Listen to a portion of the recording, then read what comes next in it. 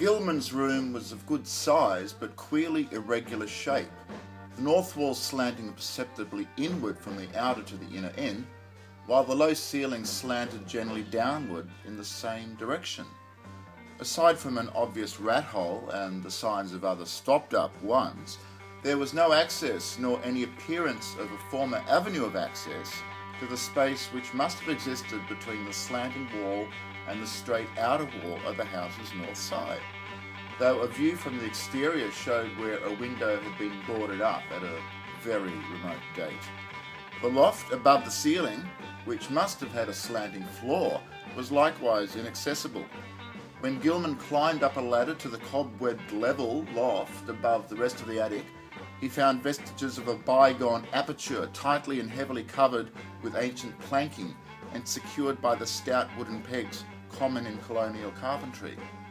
No amount of persuasion, however, could induce the stolid landlord to let him investigate either of these two closed spaces. As time wore along, his absorption in the irregular wall and ceiling of the room increased, for he began to read into the odd angles a mathematical significance which seemed to offer vague clues regarding their purpose.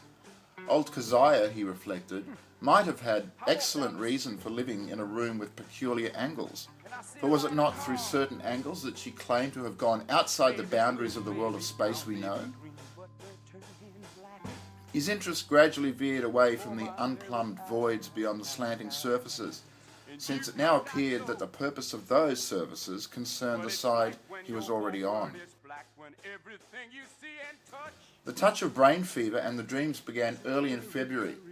For some time, apparently, the curious angles of Gilman's room had been having a strange, almost hypnotic effect on him, and as the bleak winter advanced, he had found himself staring more and more intently at the corner where the down-slanting ceiling met the inward slanting wall.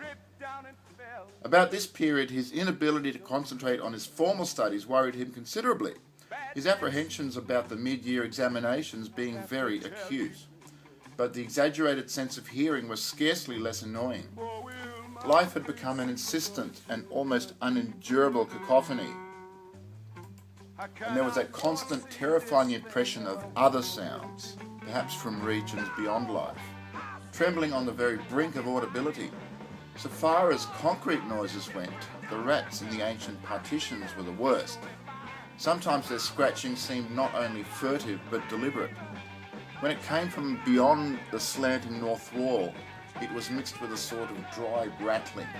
And when it came from the century-closed loft above the slanting ceiling, Gilman always braced himself, as if expecting some horror which only bides its time before descending to engulf him utterly.